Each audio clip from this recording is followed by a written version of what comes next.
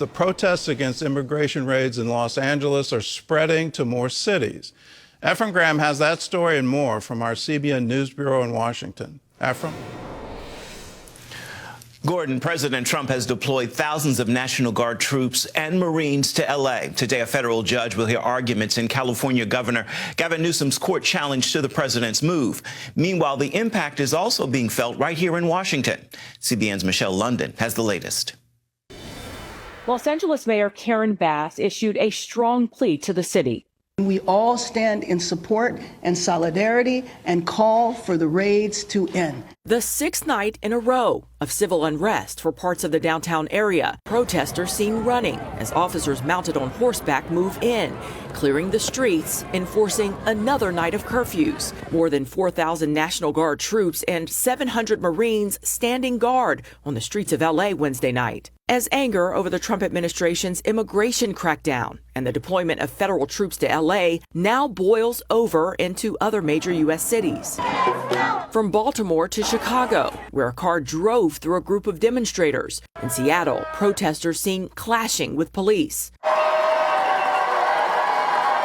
Meanwhile, a mixture of cheers and boos for the president Wednesday night when arriving at the Kennedy Center in the nation's capital. He defended his decision to deploy National Guard troops and Marines in Los Angeles. If I didn't act quickly on that, Los Angeles would be burning to the ground right now. Anybody who breaks the law, anybody who assaults police officers, anybody who destroys property should be held accountable to the full extent of the law. Tensions also reached Capitol Hill between lawmakers Wednesday as Senate Minority Leader Chuck Schumer and other Democrats criticized the president's decision. And Minority Leader Hakeem Jeffries addressed the recent destruction. At the same time, we respect the right and should embrace the right for any American to peacefully protest. Republican Senator John Barrasso called the L.A. clashes a threat to safety, then condemned Schumer and L.A.'s leaders for describing the demonstrations as peaceful. California governor,